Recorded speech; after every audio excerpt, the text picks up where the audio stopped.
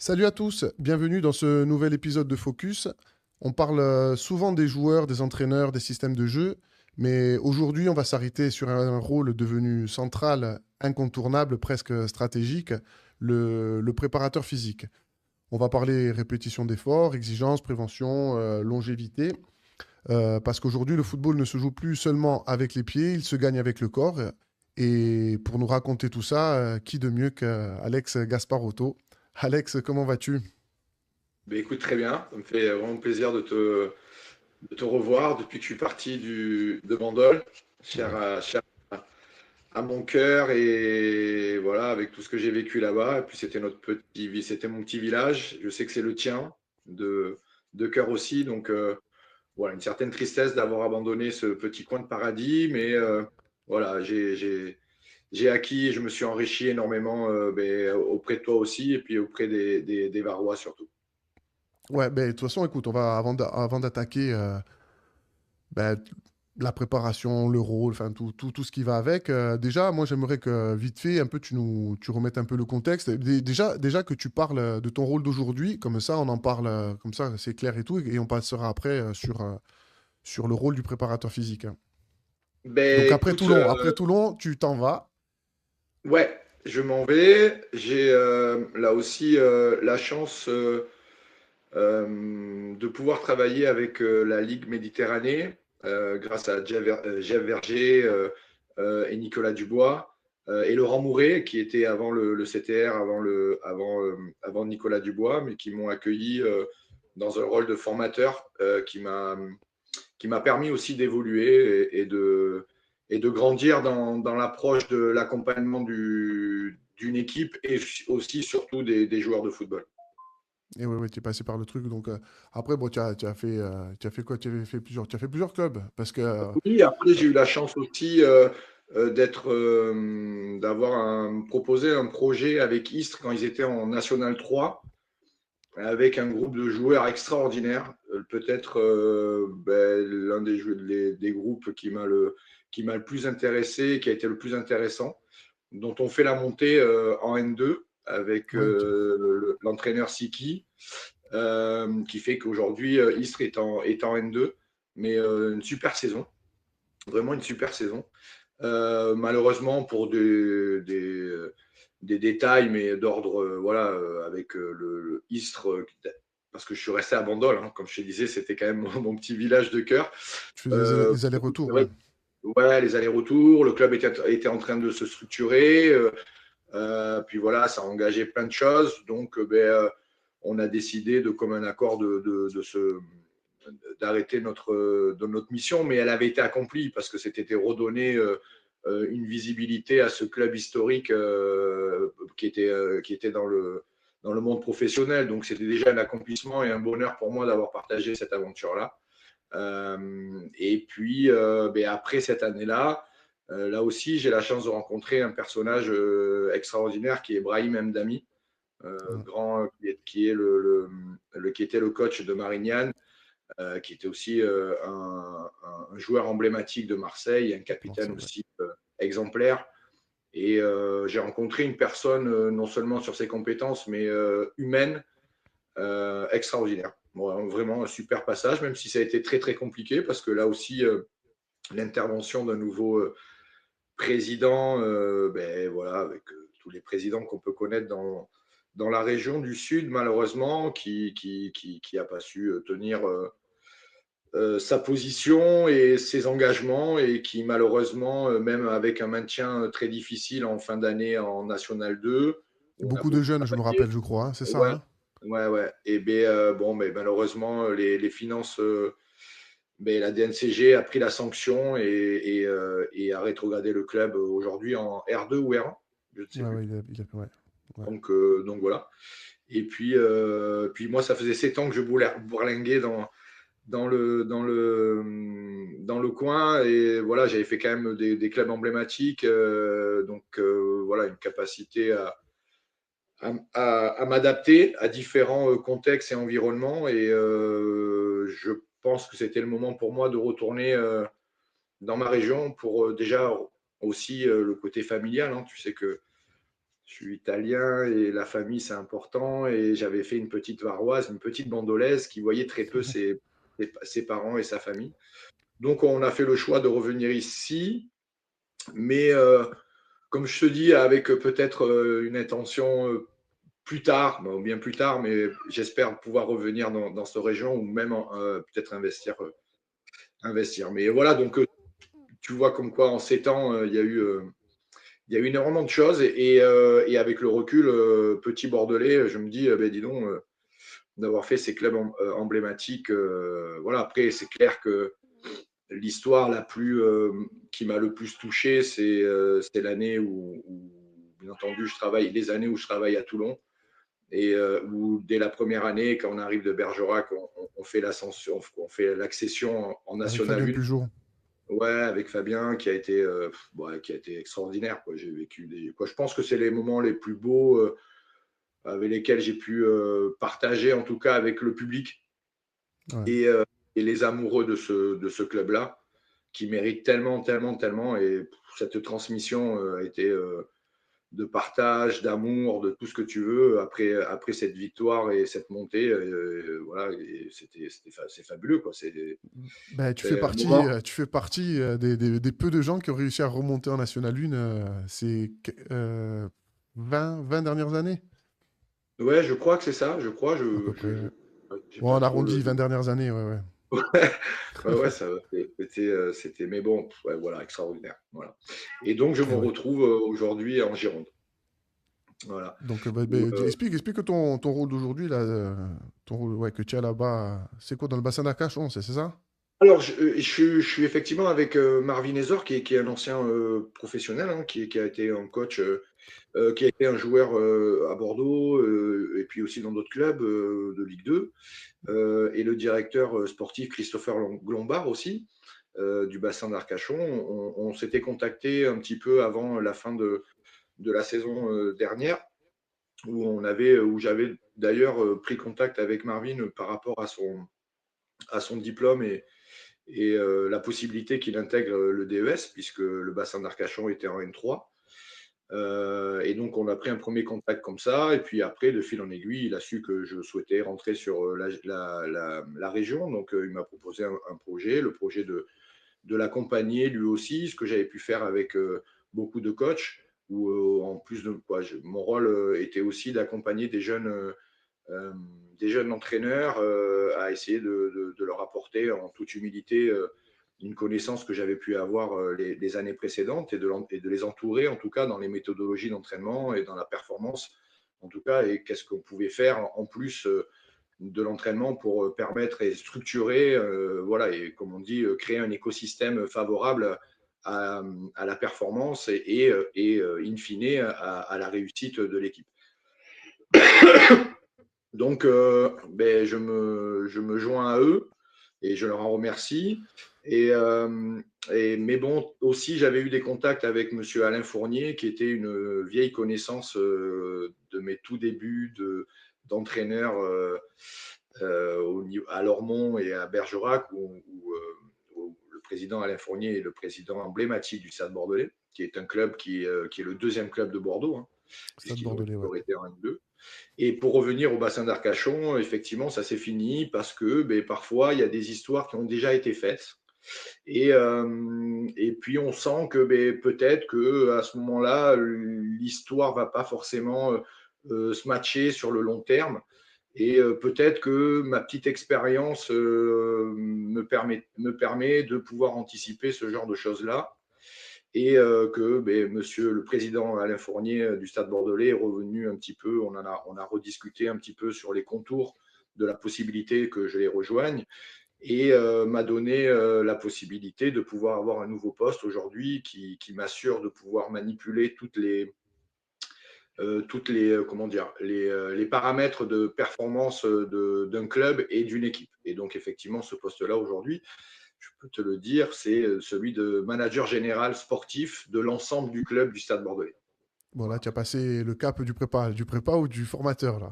Exactement. Et puis en plus de ça, effectivement, aussi de prendre aussi la méthodologie de l'équipe qui est aujourd'hui en R1, qui est descendue aussi malheureusement, puisque le football girondin a vécu ces 5 dernières années, malheureusement, pas mal de défaillances sur ces gros clubs. Mais je ressens un travail de fond qui a été fait, insufflé, je pense, par les différents présidents de ligue aussi, et puis les différents formateurs et entraîneurs des clubs, où il y a une jeunesse qui est en train de repartir.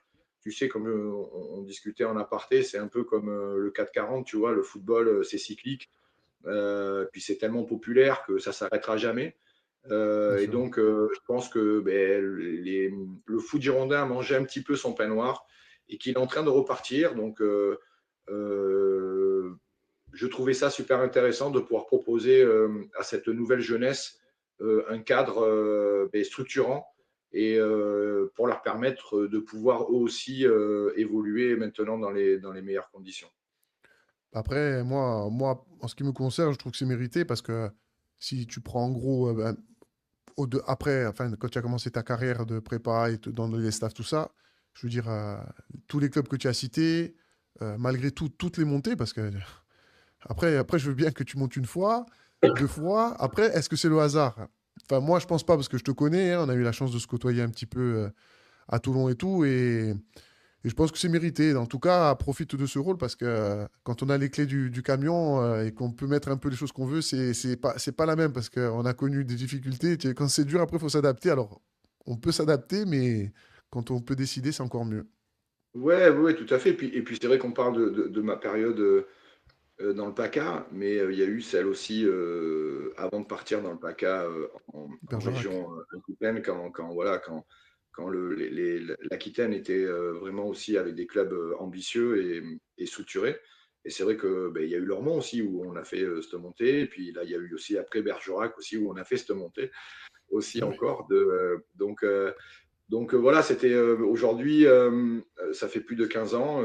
Jamais j'aurais cru que j'allais avoir, quand on a commencé, quand j'ai commencé, moi en tout cas, avec Fabien Pujol à Lormont, quand j'ai commencé, jamais j'aurais pensé que ma carrière allait durer en fait plus de 15 ans, et qu'aujourd'hui, elle m'amènerait à ce poste-là, effectivement, je pense aujourd'hui avoir quelques notions pour pouvoir, je l'espère, mais continuer dans la progression que le Stade Bordelais a enclenchée en tout cas.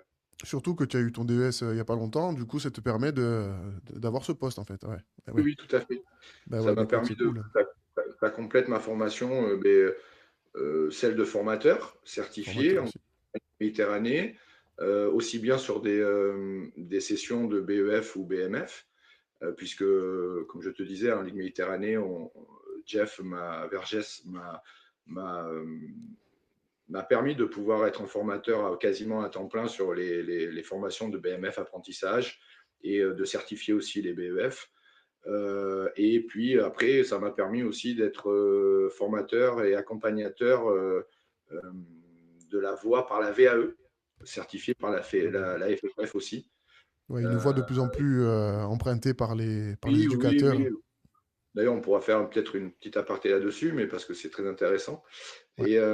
Et puis aussi, ben, le DES complète aussi ma formation de préparateur athlétique, ben, la plus haute distinction qu'il peut avoir en fait à la Fédération française de football, puisque c'était le CEPA, Super. voilà, donc, qui aujourd'hui n'existe plus. Le niveau est moindre, mais c'est vrai qu'à cette époque-là, le CEPA était d'un niveau élevé et il nous permet de pouvoir être responsable d'une structure, quoi, d'encadrer la préparation athlétique chez les pros et aussi dans les centres de formation. Bah, écoute, tu as tous les outils, tu as l'expérience. Maintenant, on va suivre de près le stade bordelais, du coup. Oui, bon, on Et a ben beaucoup de ouais. travail. Ouais, oui, on va essayer. Et ouais. Et du coup, pour enchaîner, alors tu as quand même eu une petite carrière de joueur avant de commencer en entraîneur, parce que Oui. même un petit niveau quand même intéressant. Tu as fréquenté déjà. Est-ce que comme Christian Damiano avec qui on avait qu'on avait parlé, qu'on avait fréquenté donc au Sporting quand tu étais venu à Toulon. Est-ce que des gens comme ça te marque pour passer un cap et passer de l'autre côté, ou c'est naturellement que tu es venu préparateur? Alors, je te dis, bon, déjà, si on doit parler de Christian Damiano, c'est une personne, moi, qui a marqué comment dire, mon sport et aussi qui m'a construit. Comme je te dis, si j'avais pas eu le foot, je sais pas comment j'aurais tourné trop, parce que j'étais issu d'un quartier très populaire euh, en Gironde, qui est Florac, donc la rive droite. Très vite, j'ai commencé le foot, moi, assez tard, hein, puisque je jouais beaucoup dans les quartiers, sans aucune prétention aucune d'aller dans un club, parce que le côté structurel peut-être me gonflait déjà un petit peu. Et puis, en fait, c'est un ami, mais que tu connais de nom peut-être, qui est Kodjo Afanou, qui est un ancien numéro 5 des Girondins de Bordeaux aujourd'hui, qui m'a pris il m'a dit, qu'est-ce que tu fais, arrête, et puis viens, on va dans un petit club à ce nom, et je devais avoir 13 ans, 13-14 ans. Et puis, ben, je fais une saison avec lui dans ce club-là, et puis à la fin de l'année, on va au Girondins de Bordeaux, on nous demande de rentrer en centre de formation dès 14 ans, 15 ans, ce qui a été très dur pour moi en fait. Je pense que j'aurais le centre de formation n'était pas forcément fait pour moi. Ça m'a cassé ma, ma façon d'être et ma fraîcheur. D'ailleurs, c'est ça qu'on parlera de préparation physique tout à l'heure. Je pense qu'on pourra en parler là aussi. Et ce côté trop structurel peut-être a été un frein, même si les 2 premières années sont super intéressantes, parce que dès l'année où je fais le centre de formation, ben, je rentre en équipe de France, jeune, U16, et donc je rencontre monsieur Christian Damiano, qui était mon sélectionneur, qui était déjà une personnalité, un personnage extraordinaire, un druide, on Ah peut ouais, ouais, appeler c'est ça comme énorme, ça. c'est énorme. Il n'est pas Ouais, resté ouais. au club à Toulon et c'est énorme, honnêtement, ouais. Ouais, Je te ouais, ouais, rejoins, c'est je te pendant rejoins. ça, moi, qu'on n'ait pas respecté ce monsieur-là à Toulon, mais bon, c'est Incroyable. Chacun, incroyable. ouais, chacun ses trucs, mais c'est incroyable. Oui, oui, oui, une personne extraordinaire qui quand même, rappelons-le, qui a structuré la formation de la Fédération française et les formations de la Fédération française de football. Ben, alors, Euh, j'en ai discuté avec lui souvent parce que c'était même pas enrichissant. Je veux dire, tiens, il y avait la Bible, on avait la Bible à disposition en fait. Et c'est celui donc déjà qui a eu la grosse équipe de France 98, c'est lui qui a préparé les gamins. Et derrière, bon, au-delà des joueurs, hein, parce que bon, c'est lui qui a créé les pôles sports où tout le monde, les gamins, où tous les gamins aujourd'hui veulent accéder. Et on avait eu une grosse discussion de ça. Bon, peut-être on en rediscutera, mais donc voilà, je referme la. Ouais, Christian Damiano, ouais. non, question, voilà, des gens, quoi, une personne extraordinaire, quoi. Et puis en plus une humilité. Tu sais, on a eu tu le sais, on était tous les trois et il nous parlait souvent des joueurs qu'il a pu avoir. Et quand on sait les joueurs qu'il a pu avoir sous sa coupe et qui venaient le voir, Et qu'il appelle encore une encore? fois, ouais, tu te rappelles quand les Italiens sont champions d'Europe, tu te rappelles qu'il nous avait dit que dans sa maison en Haut-d'Aix, parce que je crois que maintenant il est Non, en non, sur hauteur, Nice, je crois. sur Nice, il est plus du côté de Nice, près de Mougins, je Oui, crois, vers ouais, là-bas. ouais. Le capitaine de l'époque, excuse-moi, j'ai bouffé son nom de l'Italie. Ben, tiens, c'était ou Del Piero ou Totti. Ouais, je crois qu'il vient chez lui lui amener le, le maillot. Ah, quand ils sont Quand même. champions d'Europe, tu parles? Ouais, quand ils sont champions d'Europe. Après, non, c'est comment il s'appelle, le central Non, c'est Chiellini quand ils sont champions d'Europe. Et, Chiellini. et il avait Voilà, participé, il était dans le groupe italien quand ils sont champions du monde en ouais, 2006. Il avait aidé, ouais, c'est vrai. Ouais, enfin, des voilà. anecdotes de fou Et sur, ouais. de fou, On de pourrait trucs de faire un bon, sujet que sur lui. que sur lui. Ouais. Et tu as vu même les 2, 3 interventions qu'il a pu faire auprès de nos jeunes éducateurs de Toulon, la richesse qu'il a pu amener en quelques Avec la moments. Donc, simplicité, ouais, exact. voilà, Exact. bon, voilà, ça fait partie des personnages qui m'a marqué énormément. Et bon, voilà, ben, je fais ça, ça va vite, tout va vite. Je suis en équipe de France, comme je te dis, c'était pas structuré encore. Il n'y avait pas le lien avec l'école. Je suis déscolarisé parce qu'on fait des championnats d'Europe. Bon, en plus, j'ai la chance là aussi d'être dans la génération de Thierry Henry. Donc, je suis champion d'Europe, je pense, grâce à lui surtout, jeune. Voilà. Mais bon, voilà, on était déscolarisés. En troisième, je crois que j'avais dû faire 15 jours. La prof prof principal, à la fin, je ne savais même pas qui j'étais, je pense, quand je revenais. Assez compliqué. Donc, j'essaie de trouver un stratagème. Je pense que j'aurais dû rester au Girondin, mais le TFC me fait un appel de pied et je les rejoins pour les U18 et la Nationale 2. Je fais 2 ans, mais là aussi, en fait, je pars trop vite et je pense que j'étais pas capable mentalement et j'avais pas été préparé mentalement à pouvoir continuer à performer au très haut niveau. J'ai une blessure et cette blessure ben, m'achève en fait parce que j'ai pas les ressources pour pouvoir repartir après cette blessure-là. Donc après, je reviens dans ma région et puis je fais des petits clubs avec Libourne, avec à l'époque, voilà. Et puis je finis à Lormont. Et puis voilà. Puis après, j'essaye de très vite me tourner vers quelque chose qui me plaît, qui est le sport en règle générale, parce que j'aime tous les sports. Je regarde tous les sports, tout me plaît dans le sport, la performance en elle-même et voilà, le fait de jouer, d'avoir la chance de pouvoir faire du sport et de pouvoir s'évader, en fait, c'est un outil que je trouve extraordinaire. Et puis, comme je te dis, je respecte le sport parce que je pense qu'il m'a sorti de certaines choses. Et donc, je me forme. Mon premier diplôme, je crois que c'est un brevet d'état activité sport pour tous.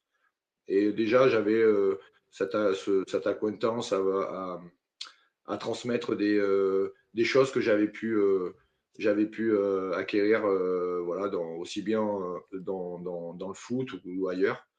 Et puis, ça part de là. Et puis après, Fabien Pujol Ouais, me après, demande de t'enchaînes. rejoindre Lormont en 2009, 2009-2010. Mais on le fait de façon totalement, voilà, tu veux venir, ouais, c'est cool, on le fait. Et puis, on s'est pris Ouais, au jeu. amateur. Amateur, ouais, Ouais, ouais, tout ouais, on s'est amateur. pris au jeu. Puis moi, je pensais même pas du tout que c'était un métier, hein, donc, et puis voilà, là aussi, comme je pense que tu as déjà dû avoir des moments avec Fabien et des interviews, comme quand il te dit qu'on est là pour partager des moments humains, parce qu'on fait ça pour faire des moments humains. Ben, là aussi, on a la chance d'avoir un groupe génial à Lormont, dont on a les frères Sané, qui restent avec nous, qu'on fait sortir et qui partent au Girondin, Au avec qui, Girondin après, ouais. voilà, bah, ouais, partent au Girondin aussi après. Et puis voilà, on fait N3, on arrive à exister en N3 avec 150 000 euros de budget, je crois. Loin, ça n'a rien à voir avec le Sporting Club de Toulon. Mais voilà, donc ça, je pense que c'est ce qui a fait un petit peu notre marque de fabrique avec rien, d'ailleurs. Physique. Du coup, tu rentres dans le sujet. Là, donc dans le métier du préparateur physique, tu vois, puisque tu arrives amateur. La réalité du rôle, la réalité de ce rôle dans le monde amateur, c'est quoi? Tu es préparé? Comment tu... Alors là, je vais te donner une vision de la préparation physique en prenant en compte que aujourd'hui, j'ai un recul de 15 ans. Donc, ce que je dis là, ce n'est qu'un recul de 15 ans et que la préparation physique, aujourd'hui, elle englobe plein de choses, on l'apprend dans tous les sports, mais elle ne peut être pertinente qu'à partir du moment où on connaît le sport le sport dans lequel on fait de la préparation physique et dans lequel le sport, on en connaît la spécificité. Et quand je parle de spécificité, c'est de savoir à quoi, qu'est-ce qu'engendre la pratique du sport. Et nous, en l'occurrence, c'est le football. Le football, ce n'est pas une pratique athlétique, c'est pas de l'athlétisme, c'est pas du tennis, c'est pas du badminton, c'est pas voilà notre sport a des spécificités qui forcément engendrent des comportements physiques, athlétiques, mentaux pour pouvoir performer. Voilà. Donc au départ, quand on est un prépa, on vient avec un jeune, hein, et puis quand on ne sait pas, eh on ne sait pas. Donc on vient peut-être avec certains préceptes. De vouloir forcément dire ben non, pour que ça aille mieux, il faut faire de la muscu, il faut faire ci, il faut qu'il fasse des sprints. Ok, tout est bon, mais est-ce que réellement c'est adapté à la pratique dans laquelle tu exerces ton métier de préparateur physique? Donc ça déjà, c'est un point sur lequel il est essentiel, avant même de parler de spécificité, d'anatomie, de flux qui passent, de récupération, de programmation, tout ça. Et Ouais, la là, du deuxième coup, chose, tu parles dans le préparateur physique en général, que ce soit amateur, semi-pro, pro. Là, il faut oui, vraiment que, voilà, là, on est, ouais, là c'est tout global compris. C'est global. voilà. Et après, tu affines effectivement ton approche. Et là, c'est là aussi il y a beaucoup d'erreurs au début de la carrière des préparateurs physiques et puis de ce qu'on peut mettre en place, c'est qu'il faut avoir donc non seulement une grande connaissance de son sport, et en plus il est en perpétuelle évolution, et aussi ta capacité d'analyser le contexte et ton environnement. C'est-à-dire que parfois, on a les prépas, quand on est jeune, on a des convictions ou des certitudes, comme on dit. Et on pense qu'en fait, tout ce que tu as pu voir ou lire peut être adapté au contexte dans lequel tu es. Donc, quand je parle de contexte, c'est le niveau de tes joueurs, le club dans lequel tu es, le championnat dans lequel tu es, ton matériel, ce que tu peux amener à ces joueurs-là, et puis surtout la connaissance sociale de tes joueurs.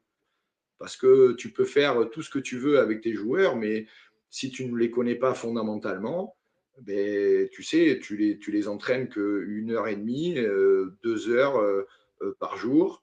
Dans le milieu régional, tu les entraînes que 3 fois dans la semaine.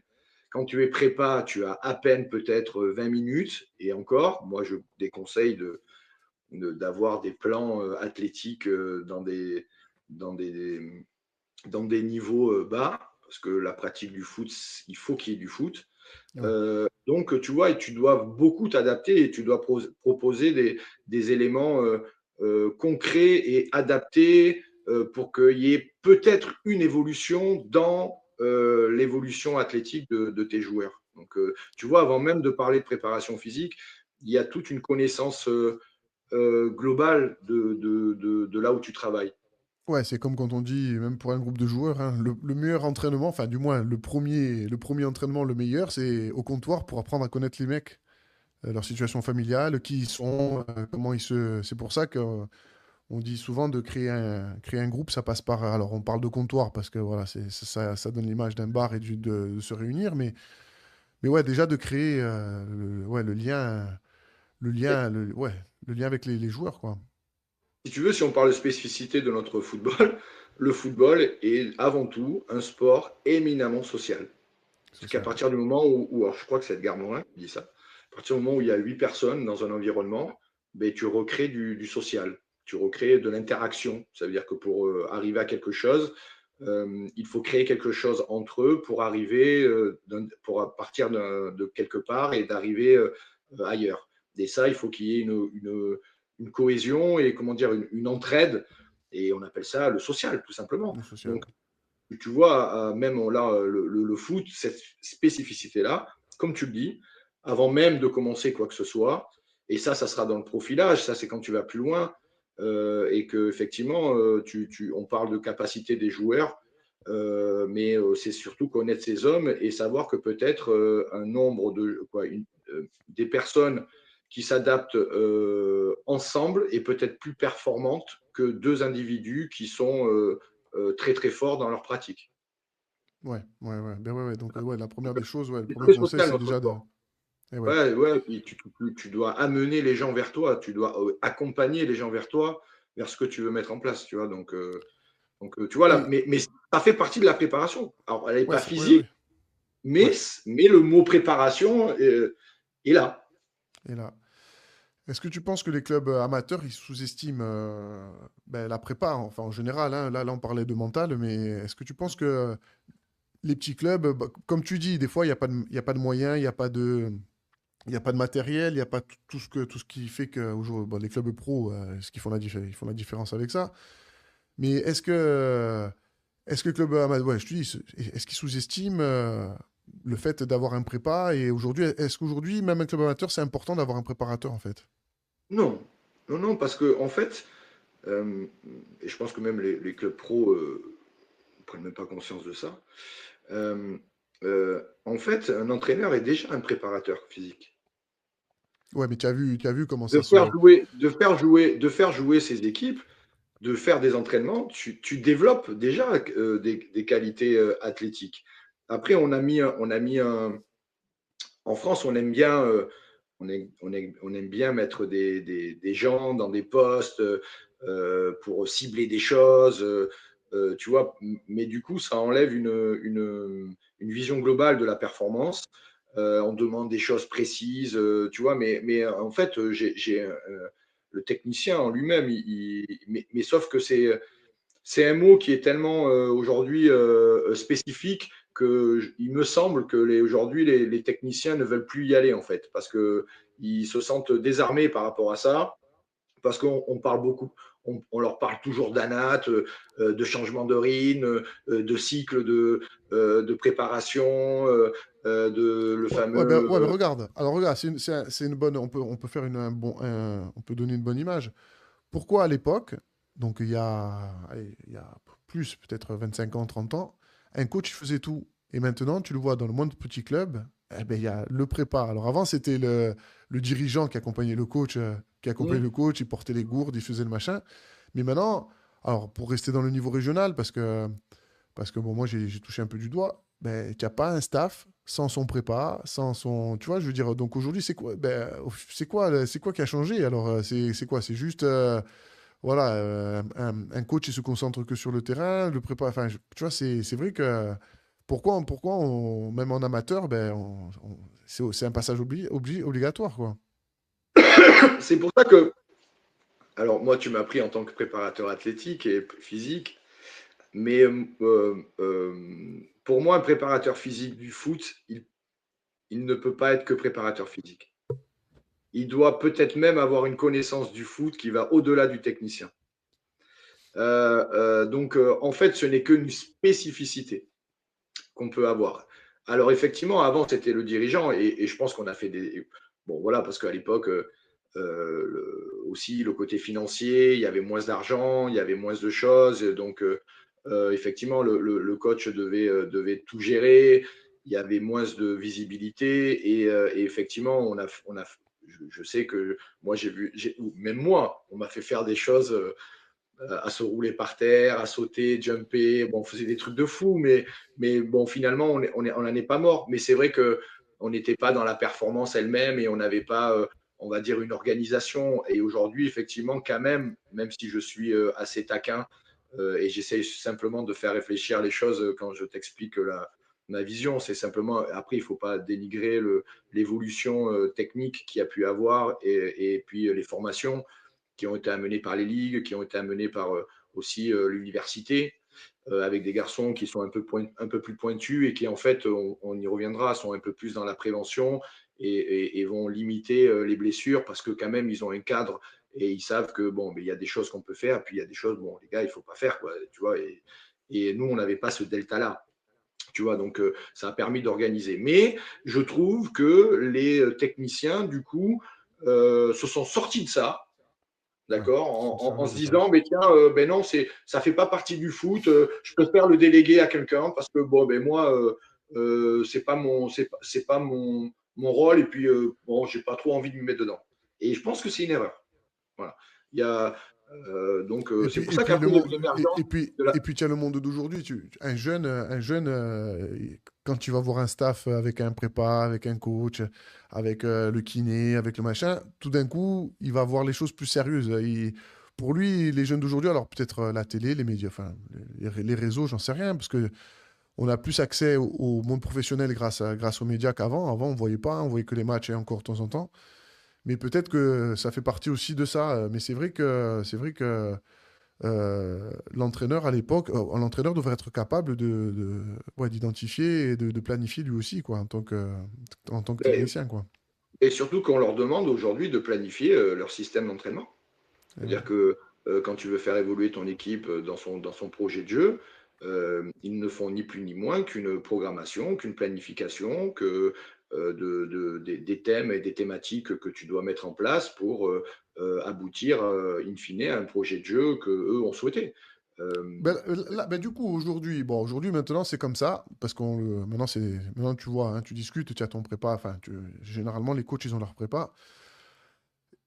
Tu dis, Et moi, je pense que c'est vrai parce que quand on utilise le ballon, on n'a pas, on travaille pas les mêmes critères qu'un mec qui va jouer au basket avec les mains. Donc un préparateur qui arrive à intégrer le ballon et qui sait enfin, les mouvements qu'il faut pour les charges et le travail qu'il doit effectuer, euh, où s'arrête le rôle de l'un et de l'autre là? Parce que après, tu as le technicien du foot qui a sa vision, le prépa qui est aujourd'hui là aussi parce qu'il il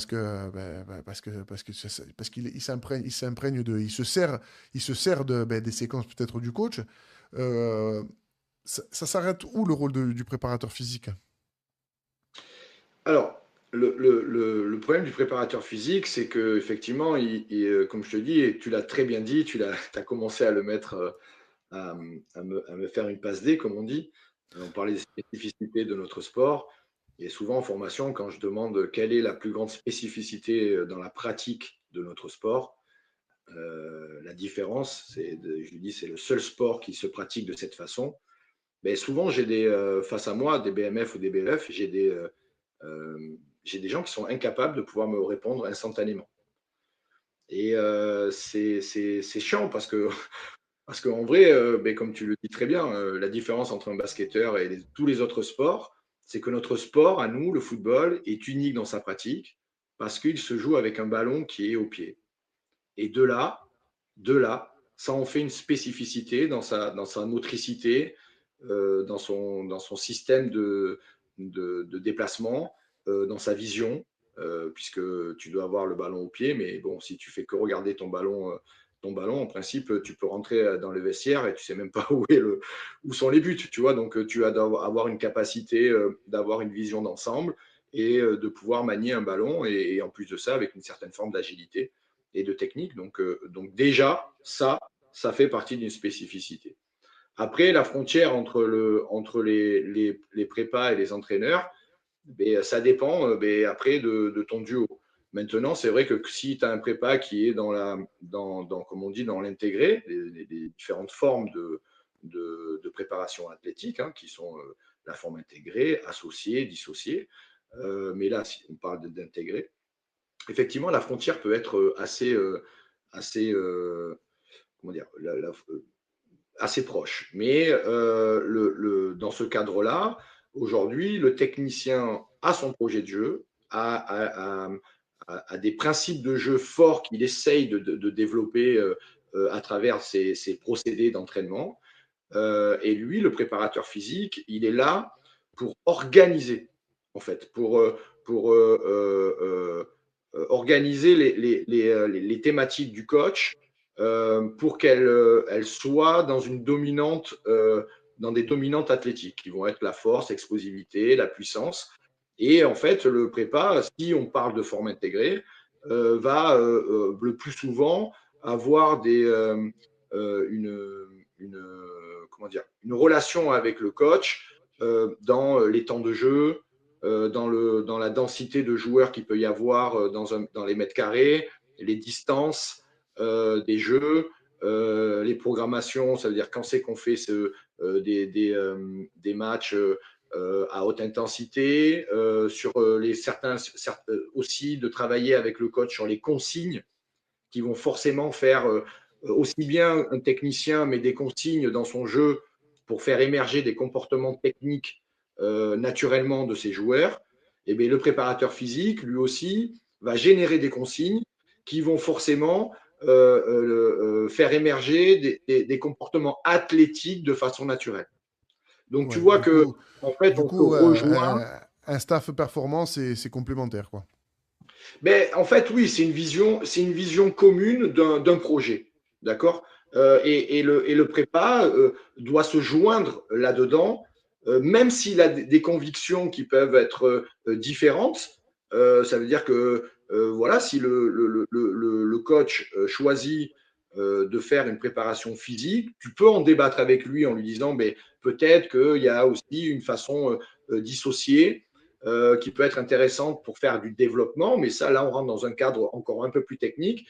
Mais la performance reste que à la fin de tout, à la fin de chaque match ou à la fin celui qui, in fine, prend les responsabilités du choix, c'est le coach. C'est le coach. Donc, c'est lui qui prend le plus grand risque, en fait. Donc, Ouais. tu dois Ah, te oui, oui. joindre avec lui et tu dois l'accompagner, là aussi, à prendre la meilleure décision. D'où le mot optimisation, c'est simplement améliorer la prise de décision de ton coach. Voilà. Mais toi, en tant que préparateur physique, tu dois optimiser son projet de jeu à travers les différentes possibilités que tu as à travers le jeu de pouvoir augmenter une dominante athlétique ou pas. Je ne sais pas Ouais. si j'arrive à être Oui, non, non, clair. non, bah j'ai compris. Ouais, donc, ouais, je dis, il faut que ce soit complémentaire et qu'à un moment donné, ouais, c'est un travail. De toute façon, c'est de plus en plus, hein, ils se concertent de plus en plus. Après, bon, avec, tu as vu l'utilisation, de toute façon, maintenant des GPS, de l'intelligence artificielle, ils ont enfin, ils communiquent en permanence maintenant. Bon, là, c'est le haut niveau, tu vois, mais euh, Moi, tu vois, sur ça, aujourd'hui, j'ai du mal et je trouve plus, si tu veux, un intérêt ultime. Aujourd'hui, on essaye de nous faire passer que la data et que, alors le GPS nous permet de pouvoir calibrer et simplement avec l'expérience, avec des prépas d'expérience, ouais, euh, de pouvoir nous rassurer dans les observations qu'on a pu avoir sur le terrain. Euh, Moi, j'ai eu la chance en 2013, grâce au président Fauvel, qui était un fou de technologie. Il faut savoir qu'en 2013, on avait les premiers GPS. On avait déjà MyCoach Pro, puisqu'on était les premiers en N2 à avoir eu accès parce qu'ils développaient ça. ouais, mais Et c'est une application qui aide ouais, oui, à à planifier, rentrer à organiser, ouais, à rendre les datas de façon un peu plus lisible et compréhensible, et et de pouvoir anticiper. C'est-à-dire qu'on sait ce qu'on a fait et on sait ce qu'on peut faire plus tard. Voilà. Et donc, on était déjà dans la prophylaxie. La prophylaxie, c'est un mot barbare, hein, c'est qui est là pour justifier peut-être d'une compétence, mais ça veut dire simplement l'art de s'entraîner en se soignant. Donc, si tu veux, ça nous permettait d'être aussi dans la prévention et ça permet d'anticiper les choses et de prédire peut-être des choses. Sauf que moi, j'ai un blocage là-dedans, c'est que la prédiction, et on fait passer ça sous le terme de la science. Or, si on veut être exact dans ce qu'on dit, la science n'a jamais prédit quoi que ce soit. D'accord. La science, elle est là pour expliquer ce qui s'est déjà passé. Mais quand un scientifique te dit, mais ouais. moi, je pense que non, c'est faux. La science, parce que tout va changer, et puis on s'aperçoit que d'ailleurs, regarde toutes nos méthodologies qui il y a 10 ans étaient la super méthodologie, mais on y revient, on refait du compte à rebours, tu vois. Donc, en fait, il y a une grande vigilance là-dedans. Donc, aujourd'hui, pour aller vite, et c'est pour ça que je dis qu'aujourd'hui, il y a une problématique, ouais, l'évolution du prépa et de stigmatiser le prépa comme prépa. Il y a aussi une perversion qui s'est passée avec les techniciens les entraîneurs, c'est que ça a permis de se dédouaner. Tu as vu, Ouais. aujourd'hui, souvent, on entend, même un peu moins peut-être chez les pros, mais quoique, parce que c'est encore plus dur pour eux. Ouais, mais si on a perdu, c'est parce qu'on n'était pas bien physiquement. Ouais. Et en fait, ça n'a pas de sens. Ça veut dire quoi et puis souvent, une semaine après, l'équipe, elle va gagner 3-0, elle va écraser l'autre équipe. Et donc, ça veut dire en trois séances, ton équipe, elle était nulle et qu'elle est devenue une des meilleures du championnat. Parfois, il faut pondérer et les nouvelles technologies, parfois, moi, j'ai l'impression qu'elles sont là pour permettre à des gens incompétents de pouvoir justifier de leur présence. Ouais, ben, le foot, Et, au final, ça reste du 11 contre 11, hein, tout simplement un rapport de force. et des hommes. C'est ça. Et, C'est ça. qu'est-ce que tu as décidé avec des bonhommes ensemble? Quelle histoire tu as envie de créer ensemble? Quelle valeur tu as voulu mettre ensemble pour pouvoir aller au bout d'un chemin? Alors effectivement, après, on va accompagner ces jeunes hommes et ces joueurs de foot dans un cadre bien particulier pour essayer de leur amener des nouvelles compétences et voilà, de les faire monter en compétences. Mais, euh, mais le foot, c'est ça. Le foot, c'est Ouais. ça. Alors après, effectivement, après, on a des solutions, on a des moyens Eh et ben, des possibles. ben, si tu devais donner des conseils pour optimiser la performance, tu vois, pour un groupe, un jeune prépa, ça serait quoi? Pour un jeune prépa, alors, mais pareil, c'est que je t'ai dit, en fonction de là où il est, pour un mec qui est en départemental, régional, qui a 3 séances dans la semaine, s'il veut développer quoi que ce soit, ben, d'abord qu'il développe le jeu. Il Qui développe s'embête le pas jeu. à faire des. Voilà, alors peut-être qu'en début de séance, bien entendu, l'échauffement, les préparer pour que la séance soit fluide. Mais là aussi, avec une réflexion, ou s'il peut déjà intégrer le ballon et de réfléchir à des échauffements ludiques, de cohésion. Il y a plein de choses qui se font maintenant, mais très vite être dans le jeu, dans vraiment le jeu, donc de retrouver déjà le ballon le plus vite possible parce que tu n'as qu'une heure et demie Ouais, et que la ouais. pratique du football, elle est quand même essentielle. Et que par contre, effectivement, quand tu as plus de temps et plus de moyens peut-être et plus de séances, ben à ce moment-là, tu rajoutes de façon intelligente des choses beaucoup plus précises. Tu vois, Ouais, donc et puis tu vois, quand tu montes après de N3 à N2, après aussi, aujourd'hui, il faut savoir qu'il y a des garçons en N3 et N2 qui sont professionnels. Tu ouais. sais, Ouais. ils sont professionnels du football. Donc là, il faut du coup les accompagner différemment, effectivement. Et Après peut-être, comme tu disais, quand on sait pas trop le danger, aujourd'hui, tu sais, c'est vrai qu'aujourd'hui, la facilité, tu as beaucoup Internet, et tu as beaucoup de séances que tu peux sur YouTube ou n'importe où. C'est de vouloir recopier sans savoir ce que tu fais travailler, l'intensité, et beaucoup de coachs, moi je sais, quand j'étais à Toulon, de temps en temps, ils me montraient des séances et tout. Bon, après, qu'elles soient copiées, bon, après, c'est bien de s'inspirer ou d'aller chercher ce que font bien les autres, tu vois. Mais c'était pas adapté, c'était pas adapté. Alors, c'était des séances un peu physiques, tu vois, qui tapaient dedans. Mais en fait, c'était pas adapté sur les courses parce qu'il avait qu'une moitié de terrain. C'était pas adapté à ses courses, à la catégorie. Enfin, tu vois, il y avait un contexte. Et comme tu dis, quand c'est des pros, ben, ils travaillent d'une façon parce que c'est des pros. Mais quand tu es un amateur le soir et que tu veux te servir d'exercice, ça peut être contre-productif en fait. ben, je te donne un exemple. Comme ça, je pense que cet exemple-là va résumer, je pense que ce que tu es en train de dire et qui est tout à fait juste.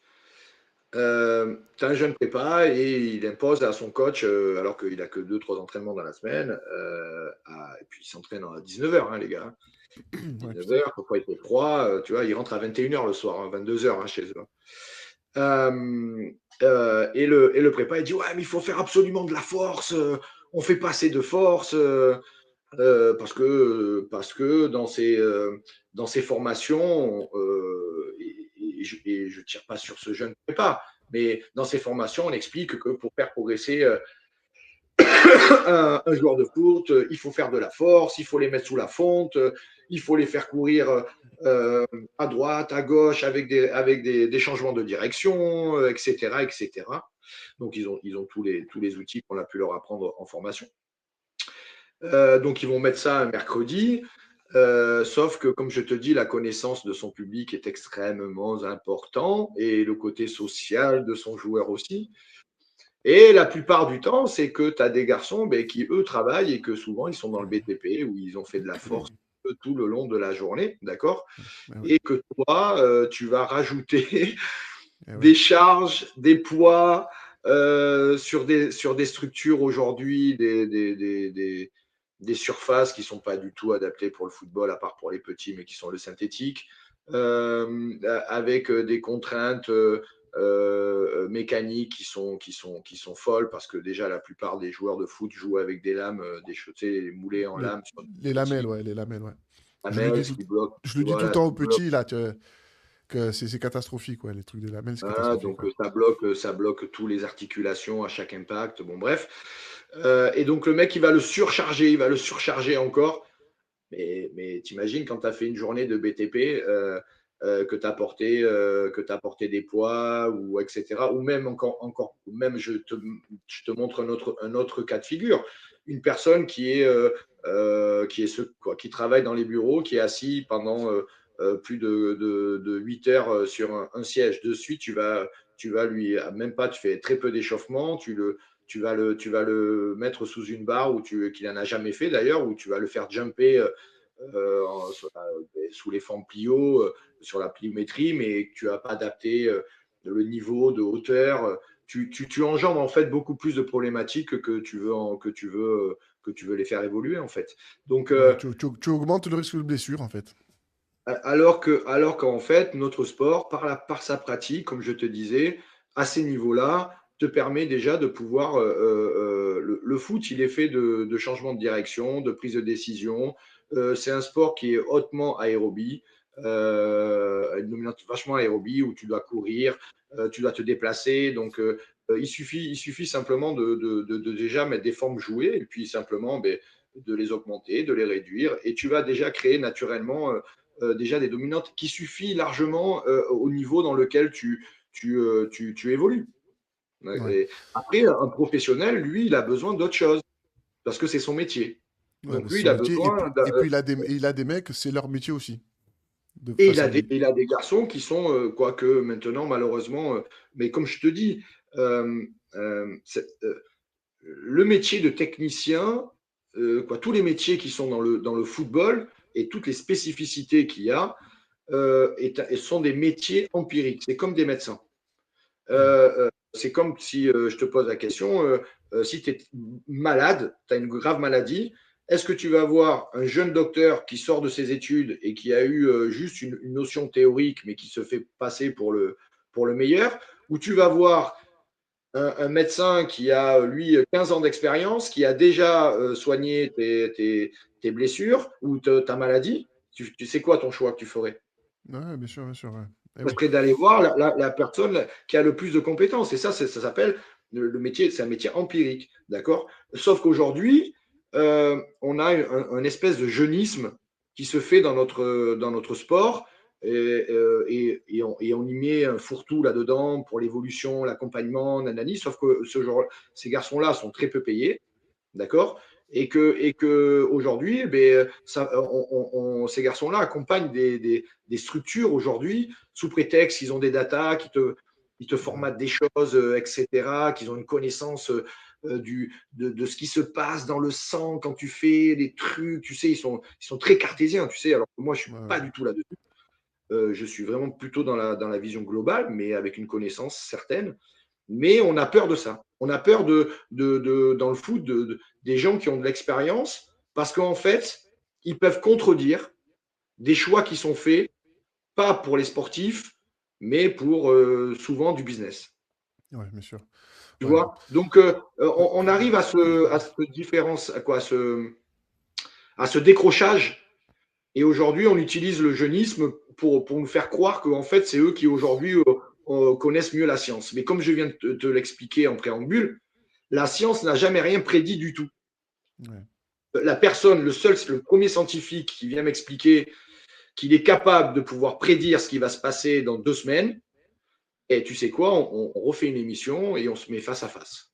D'accord. Et avec certains collègues, je pense, qui Non, seront. mais écoute, Euh, moi j'espère que ça peut, s'il y a des jeunes qui écouteront un peu l'émission, voilà, qu'ils comprennent un peu, parce que voilà, on pouvait s'attendre à ce que tu donnes, faut faire comme ça, faut faire comme ci, mais tu as une vision un peu plus globale pour faire comprendre que la prépa, c'est pas ce qu'on pense avec le terme qu'on emploie, préparateur. Donc, comme tu dis, de suite, c'est le mec dans la salle, les poids, c'est plus. Voilà, c'est comme si demain je suis un entraîneur, je viens entraîner, bon là je prendrai cet exemple parce que voilà, c'est comme si je viens entraîner à Toulon et que je veux produire du jeu avant de produire du combat, quoi. Donc il faut s'intégrer dans ton noyau, voir comment ça fonctionne les jeunes, voir comme tu dis, ceux qui travaillent pas. Donc c'est le meilleur conseil que tu apporterais donc à de jeunes. mais si tu veux, le meilleur conseil que j'apporterai aux jeunes, c'est déjà d'aller travailler avec des jeunes joueurs, de se tromper, Ouais, de tester des choses, de se mettre en danger, de se dire tiens, je fais ça, et puis toujours de se remettre en cause et d'analyser ce que tu fais. La, la, la meilleure des formations, c'est la capacité réflexive sur ce qu'on fait. C'est toujours se dire j'ai fait ça, mais si je devais le refaire, comment je le referais? Ouais. Ouais. Et en prenant l'expérience que tu as vécue, pas comme un aboutissement, mais comme un moyen de réflexion pour que tu deviennes encore meilleur par la suite. Et pour cela, il y a des étapes. Sauf qu'aujourd'hui, malheureusement, on ne fait pas comprendre dans les formations que l'essentiel, ce sont les étapes, parce que chaque étape est structurante. Et que forcément, aujourd'hui, parfois, on voit des choses aberrantes parce qu'il y a des garçons ou des gens qui arrivent à avoir des postes sans avoir eu de structuration. Donc, quand tu arrives face à un professionnel qui a 10 ans d'expérience et qui a vu, lui, des anciens travailler avec, mais quelquefois, il y a des clashs et quelquefois des gros clashs. Et quelquefois, il y a des joueurs de foot qui ne veulent plus s'entraîner avec le préparateur physique qui est Ouais. jeune. Et Ouais. qui vont prendre qui? Qui vont prendre un ancien qui, lui, n'a plus de poste et qui devient préparateur physique individuel. Ouais. Ouais. Ouais. Tu vois? Donc, Exact. moi, je leur conseille de se tromper, de ne pas avoir peur, de passer des étapes, mais surtout de connaître le football, qui connaissent le football. Qu'est-ce que c'est qu'un footballeur et qu'est-ce que c'est que le football? Voilà, c'est ça. Après, effectivement, de se nourrir, mais ça, c'est une recherche personnelle, d'aller regarder, effectivement, quand je charriais ceux qui connaissent l'infiniment petit, ce qui se passe dans les filières énergétiques et tout, bien sûr qu'il faut avoir cette connaissance-là. Bien entendu qu'il faut avoir Ouais. cette connaissance. Mais la pratique est quand même aussi essentielle là-dedans. Voilà. Ouais. Mais c'est voilà, mais après, c'est une, Ouais, tu sais, ouais, bien sûr. chacun a une approche, a une approche. Je dis pas que les autres sont pas bonnes. Non, non, mais là, Euh, c'était la tienne. Là, c'était pour entendre la tienne. voilà. Après, bien sûr que Et en fait, chacun, il écoute. chaque approche est bonne à partir du moment où tu en es convaincu et Ouais, que surtout tu vois des effets positifs et exactement. une amélioration de tes joueurs et que ton équipe performe.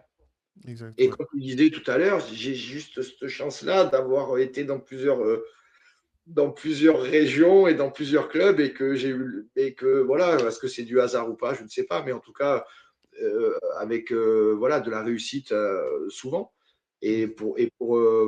pour si tu veux finir ou clore cette thématique là, ben, tu le connais très bien. J'ai eu récemment Matteo Brossel qui m'a appelé. Ben, je vais le Euh, recevoir. Je l'ai eu moi aussi. Je vais parce que ça m'intéresse son parcours et Ouais, on va c'est discuter. extraordinaire. Parce qu'aux Mm. États-Unis, garçon qui sont restés à Toulon, je pense qu'il serait allé en pro, mais qui n'a pas Ouais. lâché son rêve Mm. et qui veut se donner 2 ans quoi, moi, quoi, voilà, en fait, tu vois, c'est des petites choses, euh, mais qui dernièrement m'a appelé pour essayer de l'encadrer et parce qu'il avait une confiance, parce que je pense il a une confiance sur ce qu'on a pu lui proposer. Pourtant, il est allé aux États-Unis. Et ouais. Il est allé aux États-Unis, il est stapien aujourd'hui. Et il me dit, Alex, non, mais en fait, ils font, quoi, je veux dire, Ouais, les c'est pas, Américains, c'est encore autre chose. Eux, ils sont dans un c'est autre. pas bon Eux, pour c'est. moi. En fait, c'est pas ce qu'ils m'ont fait faire. En fait, j'ai régressé. J'ai jamais été aussi bien que quand j'étais, tu vois. Donc voilà, mais son approche, mais par exemple, d'avoir ces retours-là, c'est extraordinaire. Ah, C'est c'est les meilleurs. extraordinaire. C'est les meilleurs. Bah Voilà. ouais, c'est là que ton travail, il prend sens, en fait. Ouais. Ouais, ouais, ouais. Puis tu vois que le gamin, il a évolué, et puis que ben, ce que j'essaye de transmettre là à travers ton émission, ben, que ce gamin-là, et d'autres hein, d'ailleurs hein, que j'ai qui m'appellent aussi, mais le comprennent aujourd'hui. Et ben, voilà, c'est fait. C'est ce qu'il Mm. fallait faire. La transmission qu'il fallait donner. Au niveau des. Ben là qu'on parle des jeunes comme ça, pour apprendre un peu parler de la globalité. Oh, toi, tu as touché du doigt parce qu'à l'époque, à Toulon, il y avait beaucoup de parents qui te sollicitaient pour les tout petits. Alors, Oui, et tu vois, c'est rigolo parce que depuis le début, on a un discours le foot, c'est un sport collectif, il faut apprendre à se connaître, voilà, on joue avec des potes et tout. Et ce qui est bizarre aujourd'hui, c'est qu'on va de plus en plus dans l'individualisation. C'est-à-dire que un parent, il sort un enfant d'un groupe et il va l'amener à un prépa parce que il veut que, tu vois, je trouve ça.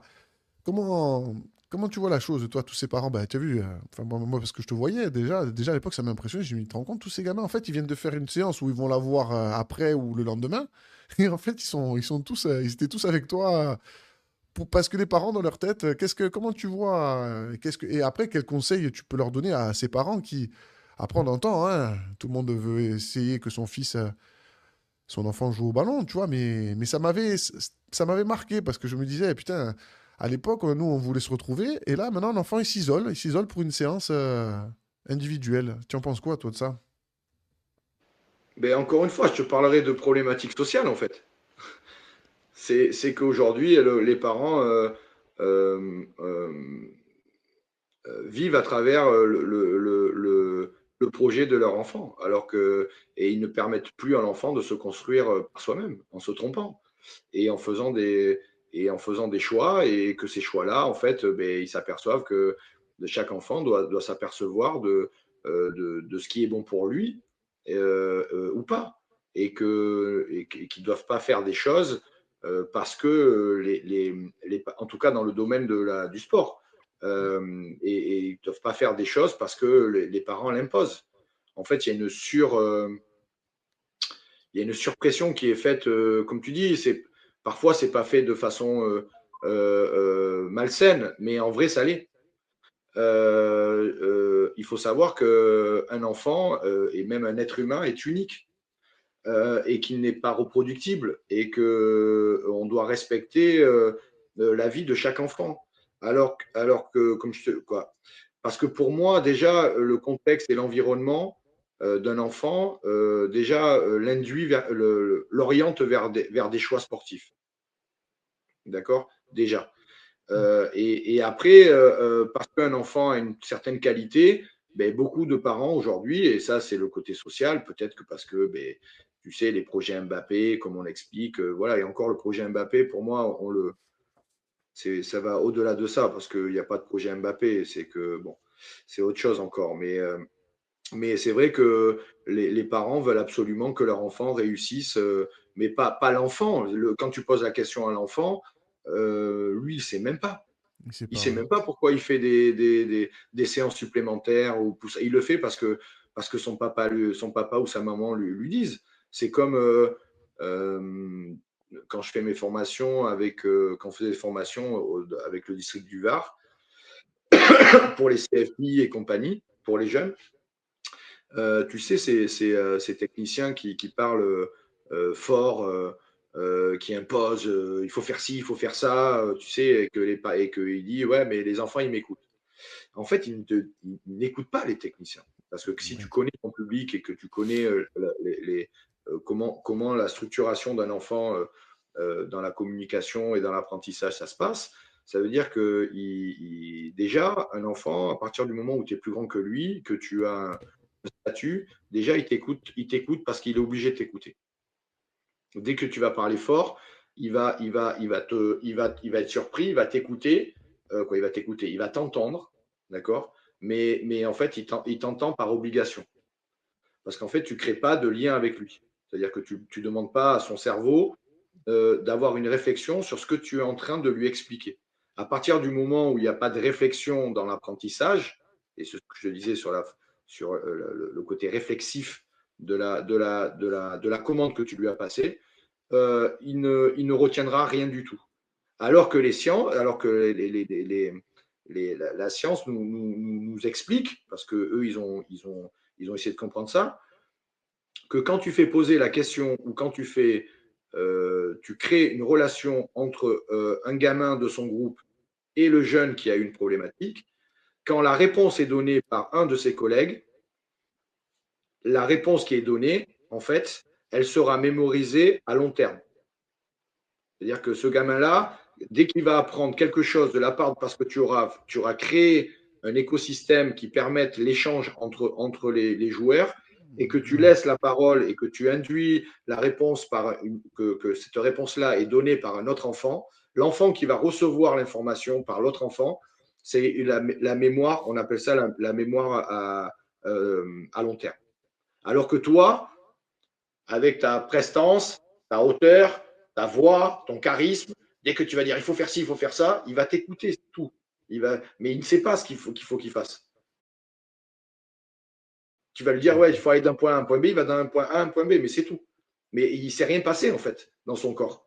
Le corps n'a pas réfléchi à comment, tu vois, les réflexions ne sont pas faites. Le cerveau ne mémorise pas ce qui va se passer, aussi bien dans la motricité que dans le côté mental. Donc, c'est pour revenir à la question de la prise en charge des enfants qui font ce genre de préparation physique avec des prépas, c'est que souvent, ça ne vient pas d'eux. Ouais, ouais, mais non, mais ça, bien sûr, L'enfant, c'est pas de ouais. l'enfant, l'enfant Franck, tu le sais très bien, l'enfant, et tant mieux que c'est ça, parce que d'ailleurs, on a une chance de ça. Là aussi, c'est la spécificité de notre sport. On dit on va jouer au football. Ouais, ouais, l'enfant, il veut jouer. Le Il mot veut jouer. jouer, il est essentiel, parce que comme on disait, un boxeur, lui, ne va pas jouer.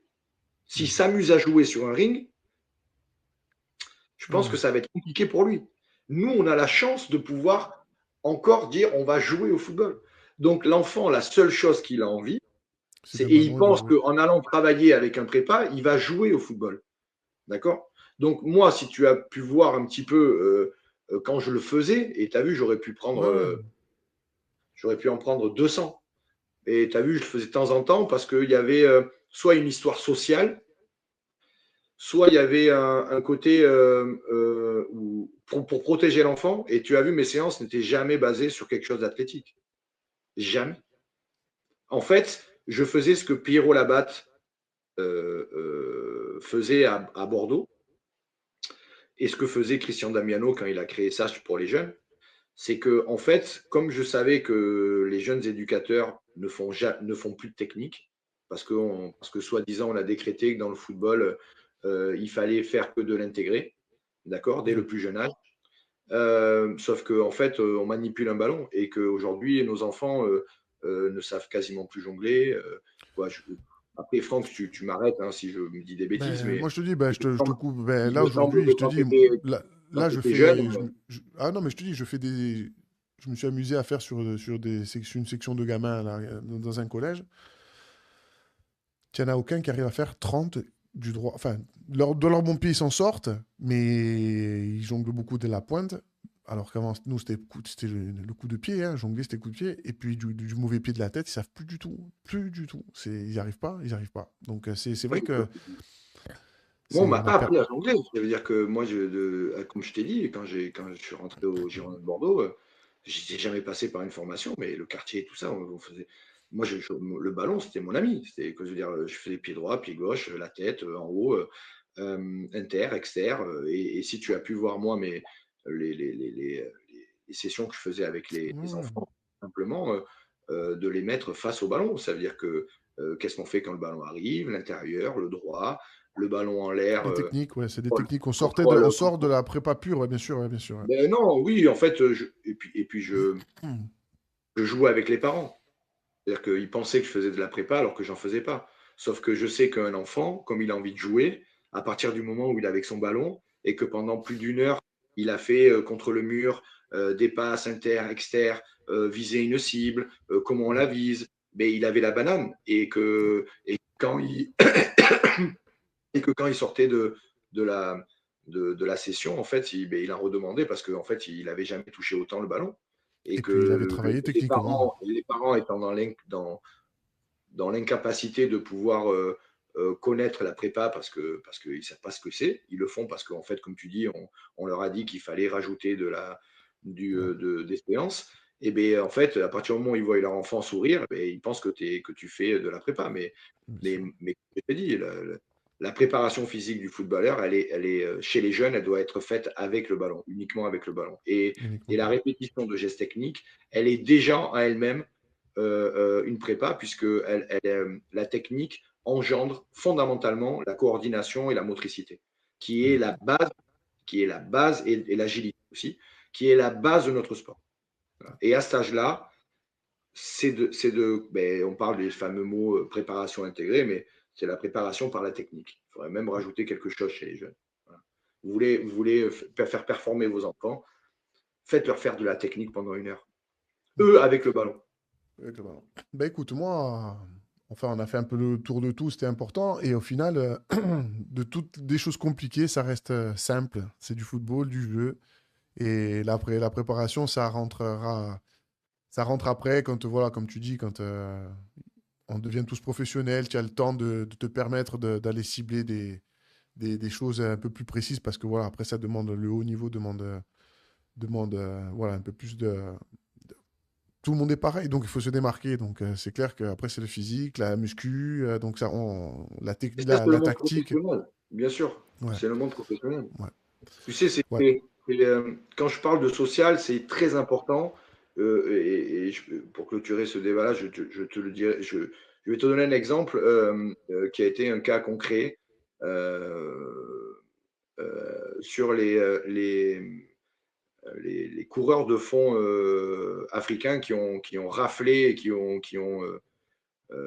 fait des performances extraordinaires à un moment donné.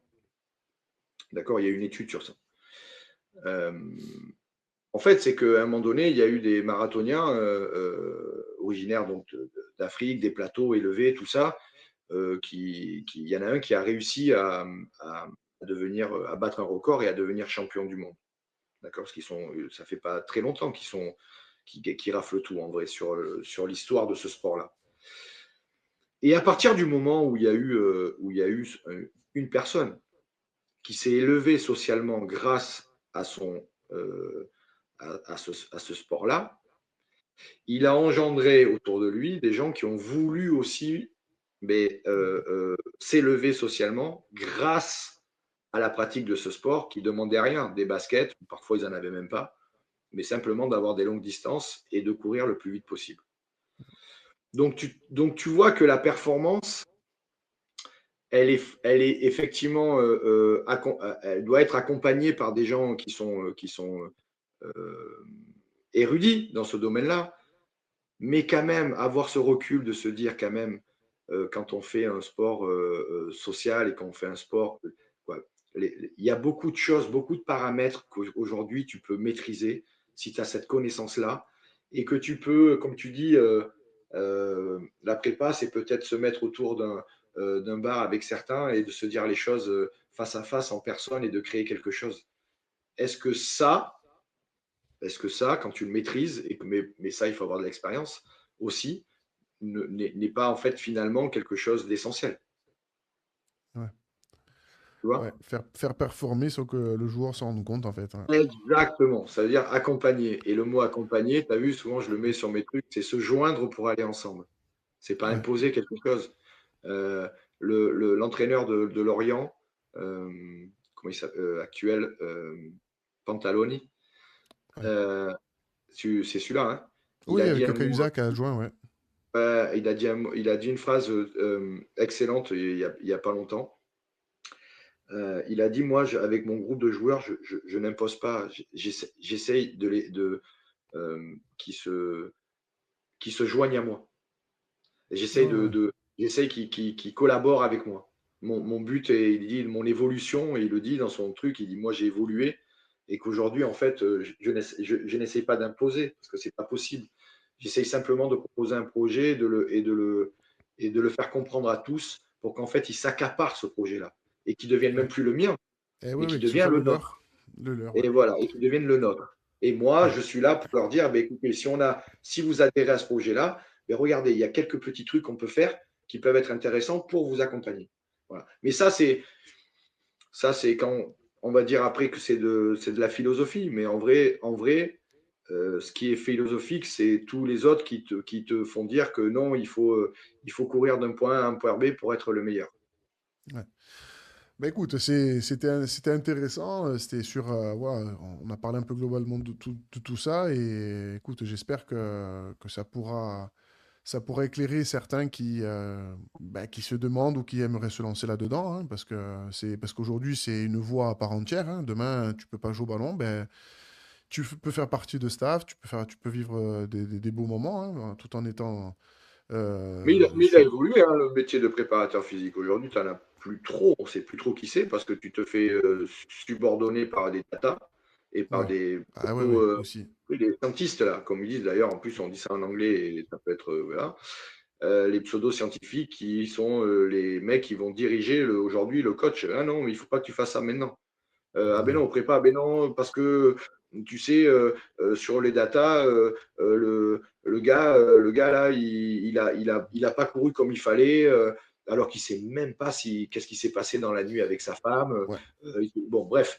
Et Ouais. tu vois, donc aujourd'hui, même le prépa, aujourd'hui, les prépas, on les a classés en fait dans le travail de prévention. De Voilà. prévention. Ouais. Et voilà, c'est pour tout ce qui est préactivation, pour permettre aux joueurs d'être dans les meilleures conditions lorsque l'entraînement commence. Voilà. Mais le prépa réel qu'on était en train un petit peu d'expliquer là, il existe quasiment même plus. C'est-à-dire Ouais. qu'aujourd'hui, tu as des groupes d'entraîneurs, bon, à part les. Mais quoique même, si, même les deux herbiers et compagnie, mais sur le terrain, tu n'as pas beaucoup de monde en vrai. Ils sont soit dans des cellules en haut, comme tu peux le voir à Monaco, et les mecs, Mm. ils dirigent quasiment depuis leur d'ivoire les entraînements. C'est-à-dire que Ouais, tu n'as ouais, même ils plus prennent. d'humains sur le terrain. C'est-à-dire que tu crées même pas d'interaction, tu crées même plus d'interaction avec les gars que tu entraînes. C'est-à-dire que Ben, tu le vois coach, même lui, Luis Enrique, il se met sur la nacelle, il regarde d'en haut. Ouais, les méthodes mais, échangent, mais, les mais méthodes échangent, ouais. tu vois, c'est donc, mais nous, si on parle de notre domaine et notre milieu, l'humain aujourd'hui est important. Mais Luis Enrique, il le fait de temps en temps. Mais tu as vu, il est en permanence avec son groupe, pieds nus, Ouais. voilà. Et tu vois, et puis Il ils vit sont avec pas son aussi groupe, nombreux ouais. que ça. Ouais. Ils sont pas aussi nombreux que ça. Ouais. Ben écoute, c'était pour une première. Moi, je trouve que c'était cool. En plus, c'est surtout que c'est des sujets, c'est vrai, c'est pas évident. Et au moins, comme je t'ai dit, de quelque chose de compliqué, on en revient à quelque chose de très simple au final, hein. Donc, la bande de copains qui vont faire un truc et le préparateur, il fait partie de ça. On va suivre et puis tu donneras des nouvelles de comment ça se passe là-bas au Stade Bordelais. Ouais, super projet. Et, et J'espère que j'aurai le temps. ben écoute, on verra. Ben oui, ben, c'est la base de tout, hein, le temps. Mais j'espère aussi. Et pour ben, un mot fini, hein, fini par quelque chose que tu aimerais, un mot, un message, comme tu veux. On finira sur ça. Alors, je vais le piquer. C'est un mot, c'est une phrase que je reprends depuis quelques temps, mais dont j'en suis pas l'auteur. C'est Monsieur Savidan qui dit souvent ça, Steve Savidan. Steve Savidan, ouais. Ouais, ouais, avec qui j'ai pu faire du paddle récemment, qui dit faites les choses toujours sérieusement, sans se prendre au sérieux.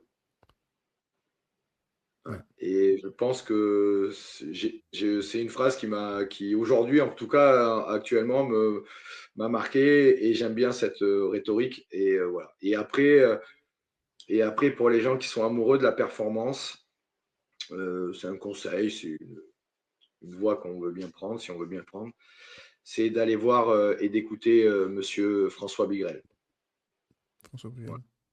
la performance. Et voilà, je vous invite à aller, il est sur YouTube. Je vous invite à aller, qui parle de foot, qui parle de tout, sur la performance humaine. Qu'est-ce que c'est que la performance humaine? Et Monsieur François Bigrel est bien sûr un docteur et un imminent savant de la performance humaine. Et c'est quelqu'un qui va vous rendre les choses très, très, très, très simples et qui va vous casser des idées reçues. Voilà. Mm. Moi, ça a été, j'ai eu Damiano, j'ai eu d'autres coachs aussi qui ont été des gens qui ont été importants pour moi. Mais la découverte de Monsieur François Bigrel a été aussi une ouverture et aussi ça m'a permis de me dire putain, j'avais pas tort. Voilà, je me Mm. suis pas trompé je me suis pas trompé, je me suis pas trop trompé dans ce que je concevais de la performance humaine. Voilà. Et après, une dernière lecture qui est pour le côté social, puisqu'on a parlé beaucoup de connaissances humaines, parce qu'on fait un sport éminemment humain, c'est de lire Edgar Morin. Voilà.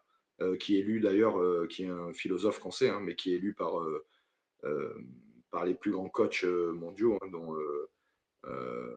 Jürgen Guardiola, Luis Enrique, voilà, qui sont des lectures qui permettent d'avoir une vision beaucoup plus structurée, beaucoup plus intelligente que ce qu'on essaye de nous faire croire aujourd'hui. Voilà. Ok. Bon, Alex, merci. Ben, merci à toi. Ouais. Écoute, ça me fait vraiment plaisir parce que ça faisait un moment je suis parti vite, hein, tu le sais. J'ai dû partir très très vite de Bandol.